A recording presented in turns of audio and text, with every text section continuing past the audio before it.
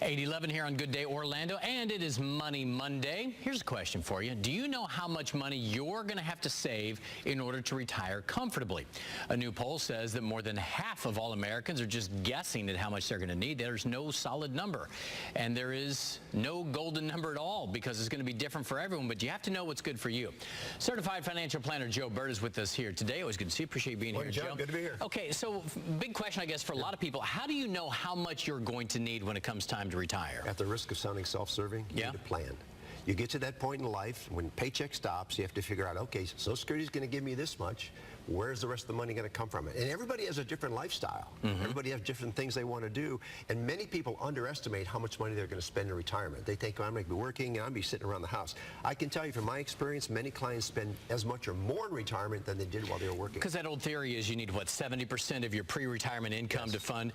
But let's be honest, we're not changing our lifestyle in retirement these days like maybe we used to, right? Exactly. People want to do what they want to do. They work for 35, 40 years. Now I'm going to spend the money. They start spending the money, and then they realize that they probably shouldn't have spent the money. What are some of the biggest pitfalls that people make, you think? Claiming Social Security too early. Like at 60 or 62, well, right? 62 you can claim it. 62, yes. But you don't want to claim it if you're still working because you have to give back $1 for every 2 that you earn over a certain threshold amount.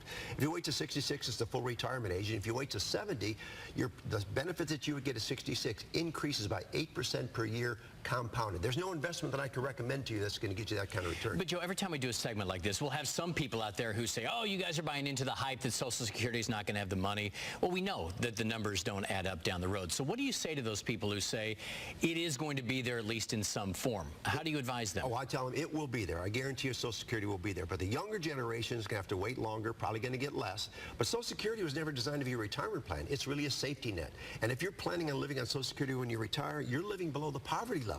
You need to save and invest for your future. Use your 401k, use your IRA, because if you don't save for yourself, the only thing you're going to have is Social Security. I'm reading a book right now about retirement, and I think he calls it the ostrich syndrome, where you just stick your head in the sand, because I think the number is 60% of all people have nothing or less than a couple $1,000s saved. The math doesn't add up because you are going to hit this number at some point. It's coming, man. It's coming. And you have to be prepared. So if you're late to the game, you know, a lot of people think I'm in my 40s, I can't get the compounding interest. How do you advise people who hit their 40s and 50s and have nothing? At the risk of sounding self-serving, you need a plan. Most people don't have any idea how much you need to save and invest. And time is a great asset, but unfortunately we have this manana complex. We think we'll do it tomorrow, do it tomorrow. Time is a great asset. Sit down with a certified financial planner. Somebody doesn't want to sell you something. Somebody's going to charge you a fee to do the planning for you. Get a detailed analysis of where you are, what your lifestyle is, factor in taxes and inflation, and you're on your way. The biggest joy that I get of what I do is seeing relief coming from people's faces when they know what they need to do. Many people put their head on the pillow at night and guess and wonder and don't sleep at night. You got to have a number. You got to know. You got to have a plan. All right.